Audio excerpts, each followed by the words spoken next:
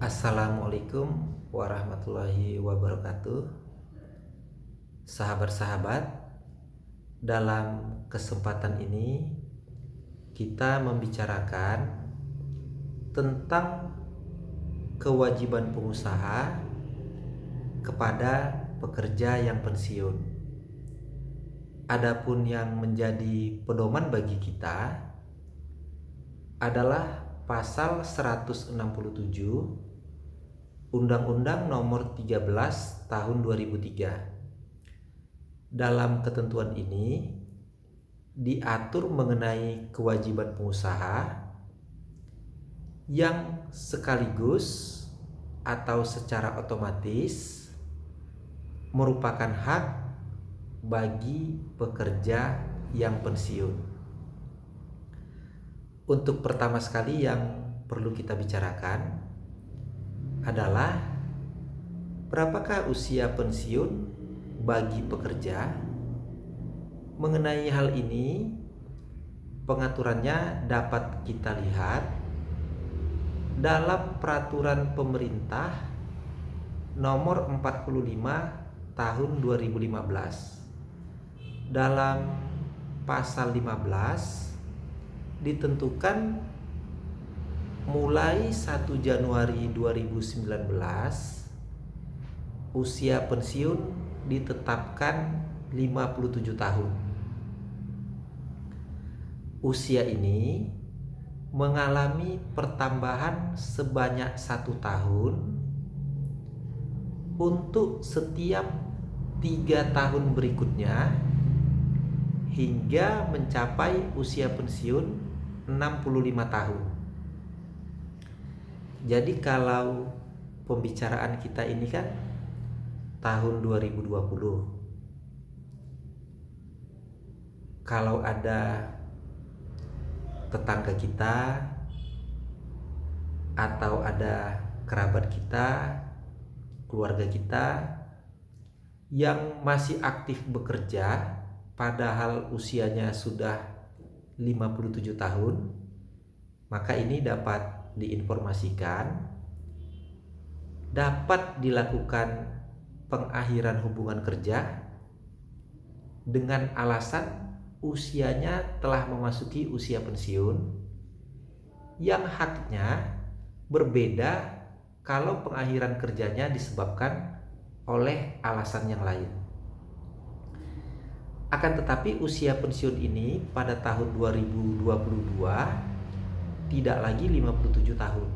Tadi disebutkan mengalami pertambahan sebanyak 1 tahun untuk setiap 3 tahun berikutnya. 2019 usia pensiun 57 tahun. 2019 tambah 3, 2022, maka usia pensiun menjadi 58 tahun. Pada tahun 2025 usia pensiun menjadi 59 tahun. Begitu seterusnya hingga pada tahun 2043 usia pensiun ditetapkan 65 tahun. Nah, selanjutnya yang kedua mengenai kewajiban pengusaha kepada pekerja yang pensiun. Tadi telah disebutkan diatur dalam pasal 167. Dalam ketentuan 167 ini, ya, dalam ketentuan pasal 167 ini setidak-tidaknya ada 2 kategori yang dapat kita cermati. Yang pertama, kalau seandainya pengusaha telah mengikutkan pekerja pada program pensiun yang iurannya dibayar penuh oleh perusahaan atau oleh pengusaha, maka pekerja tidak lagi berhak untuk mendapatkan uang pesangon, uang penghargaan masa kerja, dan uang penggantian hak.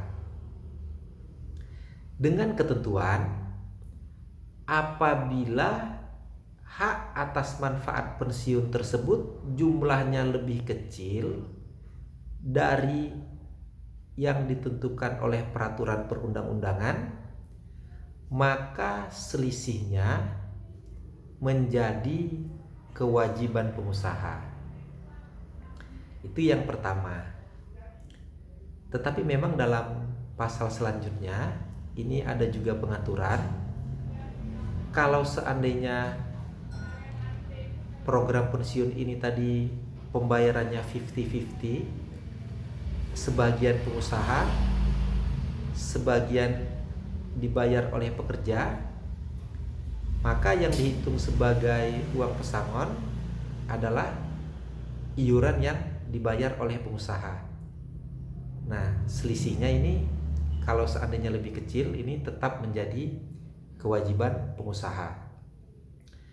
Yang kedua, kalau seandainya pengusaha tidak mengikutkan pekerja pada program pensiun, maka pengusaha wajib membayar hak normatif pekerja. Yang pertama, uang pesangonnya sebanyak 2 kali yang ditetapkan dalam pasal 156 Undang-Undang Nomor 13 Tahun 2003. Yang kedua, mendapatkan 1 kali uang penghargaan masa kerja yang diatur dalam pasal 156. Dan terakhir yang ketiga, uang penggantian hak juga sebanyak 1 kali yang diatur dalam pasal 156.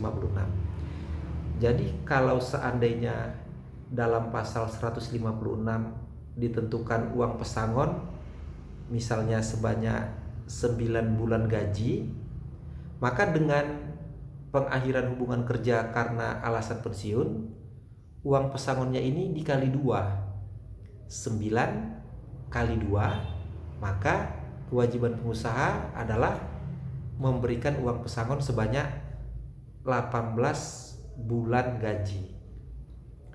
Dengan ketentuan, kewajiban pengusaha memberikan uang pesangon, uang penghargaan masa kerja, dan uang penggantian hak ini tidak menghilangkan hak pekerja untuk tetap mendapatkan jaminan hari tua.